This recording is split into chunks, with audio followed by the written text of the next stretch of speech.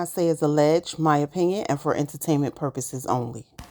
Let's get into this review of Love and Marriage Huntsville Season 6, Episode 19, Town Hall Downfall.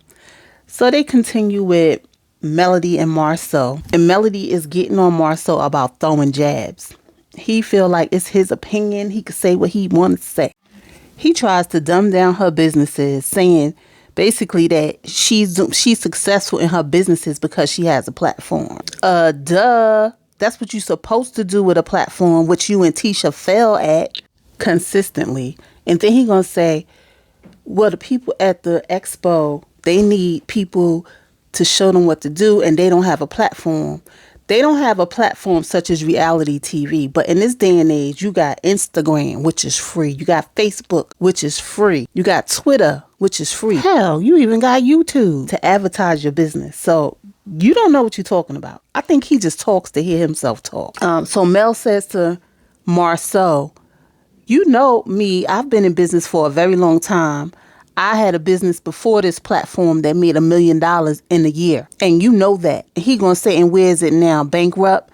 And she had to check his behind, okay? She was like, listen, I filed for bankruptcy because of a divorce. My ex was not gonna leave me with all that debt. You, on the other hand, when you filed your bankruptcy, it's because you ain't know how to handle your finances. And Marcel was quiet as a church mouse, okay? He ain't had nothing to say to that. So Mel says to Marcel, for you to downplay my business acumen and knowledge is a disgrace. Don't come for me. And he says, I won't. He then decides to invite Mel to the event that Kimmy is throwing to get feedback about the Black Expo. So basically, they decided that if they have an opinion, it won't be considered a jab. Child, Marcel lying on his little baby teeth. He can't help but take jabs. Then we got Tiffany and Lou out at the park for a picnic with baby Ace, his handsome little self, okay?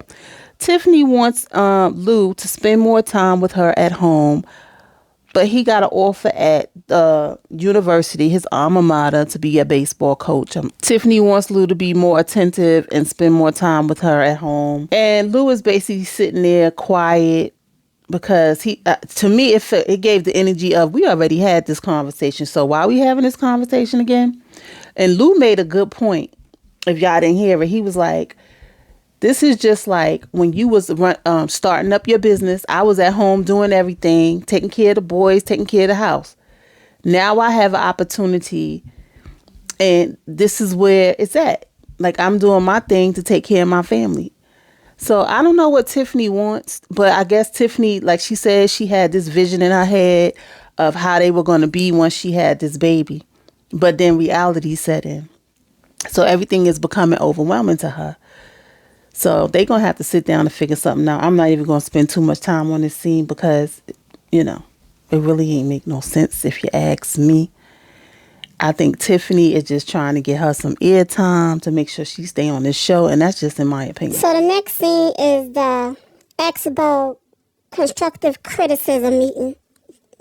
Child, this is stupid. I'm just going to tell y'all what stuck out to me. Well, stood out to me. Let me stop sounding like Tisha. Stuck out.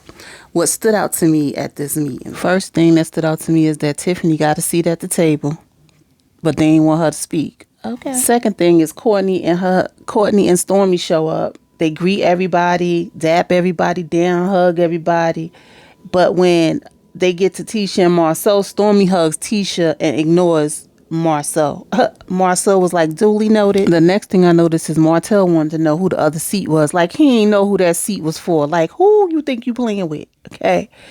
So Marcel had to let us know that he had lunch with Mel. And Tisha did that neck turn like she did at that bar that time. Hold on, let me get that. So Marcel proceeds to tell everybody that he met with Mel and basically told her that the reason that she's selling is because she has a platform, and any business that was created post-show is irrelevant. And Martell was like, wait a minute, hold on, let me get this straight. So you mean to tell me any business that was created after the show is irrelevant? So everything you doing is irrelevant at this point, huh? And in walks Kimmy, late to her own meeting. Although she was early to those other meetings that they had, she late to this meeting. So Kimmy wants to jump in and figure out what Martell and Marcel talking about, because Martell Marteau. Marceau done had his nose flared up and spinning around in the chair. Okay. So basically, Martell was like, listen, any business is relevant. Me starting from cutting grass to making whatever I made after that and my business growing is relevant. And anybody can get inspiration off of that. Now, Martell, I like when you talk smart, okay? So Kimmy tells Marceau, you saying that someone's business is irrelevant can be offensive. Marceau goes, and at the same time, Mel walks in. He goes, well, I said it and Mel said it was offensive and I apologize. So Mel gives a little feedback about having breakout groups so people can have an idea of what goes on in the business. Tisha says that they decided against the breakout groups because based on people not wanting to participate, they got rid of it. Well, why didn't the people want to participate? Because it wasn't organized. And maybe because y'all ain't want to pay nobody. So Stormy jumps in with her whole motivational aspect, you know, with the vendors and them looking for direction. And Marceau jumps in and says, motivation don't mean nothing if the people is leaving with nothing. And Stormy was like, that's not what I said. That wasn't even what I was talking about. And Marceau said, I just used that word motivation, not what you said, child. Did y'all notice how Martell was looking at Melody as she was giving her feedback? Okay, another note. Did y'all notice that Tisha was mute when everybody was talking, but as soon as Mel say something, Tisha always chimed in? So Stormy basically turns to her husband and be like, you want me to give you the question so you can ask Marceau since he's trying to ignore me? Basically saying like he don't respect women. Marceau does not respect women. Which he don't, but I think he was just being petty because Stormy did not pay him any mind when she walked into that room. So Marceau peeped Marceau peeped Stormy talking to Courtney and says, I really want to know what Courtney's wife had to say. And Stormy was not feeling that. It looked like she was embarrassed because she put her head down, put her eyes down. Or maybe she just was trying to calm herself so she won't have to go off. I don't know. But in her confessional, she called him sassy. So Courtney chimes in and says, I think you should let Tisha talk. You all over the place. And Tisha's more organized than you. And so Marceau basically said, Courtney, you shouldn't even be chiming in because you wasn't even there. Again, Tisha sitting on mute. So Kimmy finally chimes in at her event to tell Marceau that, you know, he's being a little petty. But he said he's here taking constructive criticism. And we're going to throw the next Expo. And Stormy was like, oh, this is for y'all Expo? Oh, had I known that, I wouldn't have been here. I thought this was going to be about a collective doing the Expo together. Child, no, Marceau and Tisha ain't going to let y'all take the shine. The little bit that they got. So Mel chimes in to give her last little constructive criticism because she got flights to catch, okay? She lets them know that hopefully next time it'll be more organized and maybe she'll participate.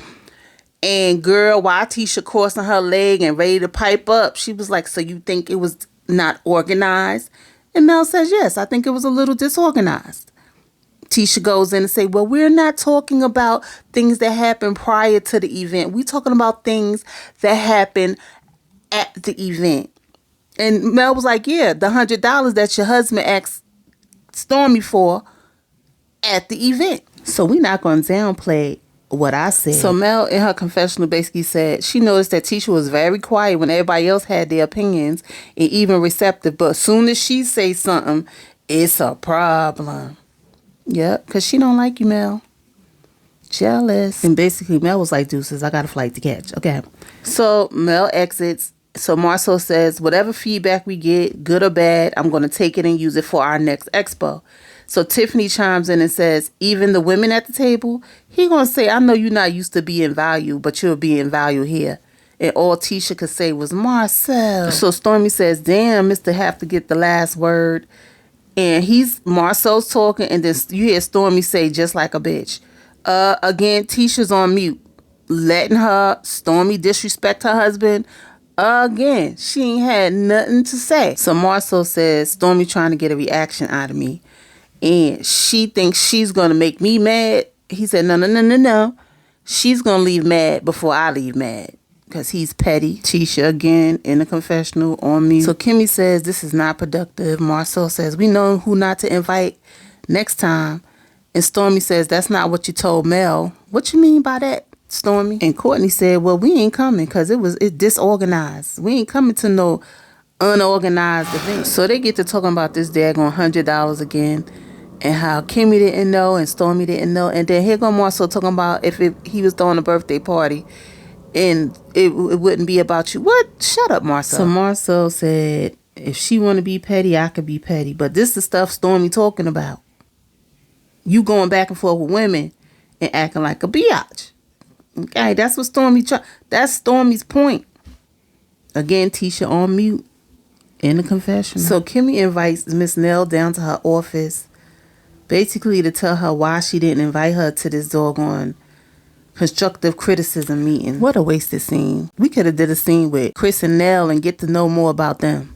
Because this was a wasted scene. Now, did y'all notice Kimmy said, I suggested we have a town hall meeting with all the vendors so that they can get feedback. Now, Tiffany wasn't a vendor, wasn't even asked. Courtney wasn't a vendor. And if it was for all the vendors, y'all needed a bigger space than that conference room. And y'all should have invited some of those vendors y'all invited to get some real feedback. That's because it wasn't their event. They were just the face. And again, if it was for the community, what did y'all do for the community?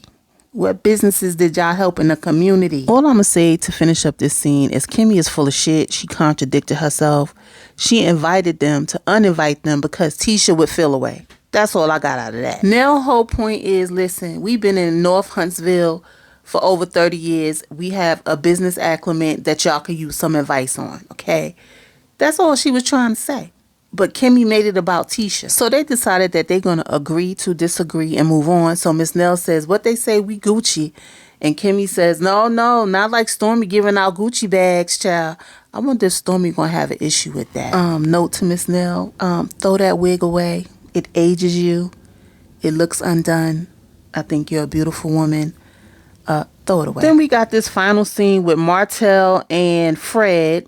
Fred is the man with the builder's license, which gives Martell an opportunity to work. So he claims that they started a business, Ackland Hope Custom Homes. He said this is his first house he built since, he lost everything. Ain't this the same scene you met up with Mel Nika in? And how long ago was that? Chris pulls up, said he was in the neighborhood. And basically, he came there to find out when the hell Martell is going to move out this house. His client needs their house so they could sell it. Okay. Side note, Martell, why is you looking at Chris' crotch? So Chris basically said, you got to get up out of there by the first. And Martell talking about he need more time. He had done gave you 8 months, almost a year to get out these people's house. See, this is why you can't do favors for certain people, especially people like Martell. Because when he down and out, he want to bring everybody else down with him. So they start talking about this doggone Expo again and how apparently Chris said they got sponsorships, but they, tight-lipped on what they got. And Martell was like, that was Melody's idea. So Martell said, basically, he hate the fact that people use you, but don't respect the fact that they use you. Now, I could agree with him on that.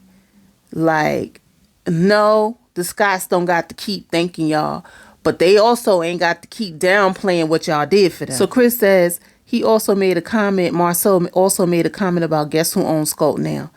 Martell says slap. So Martell explains that we started the business with the intentions of them buying us out, which is what they did. So Marceau throwing jabs at who owns Scout now is bullshit because that was the plan from the beginning. Martell said, listen, put some respect on me and Melody name because we helped y'all, okay? Y'all wouldn't have Scout without the helps, okay? And y'all could lose that business in many ways than one. Okay, Martell, what you trying to do? You about to spill all the beans? Anyway, guys, that was the end of the episode. Like, comment, and subscribe. Hit that notification bell so you know when my next video comes out. And I'll see you guys in the next video. Peace.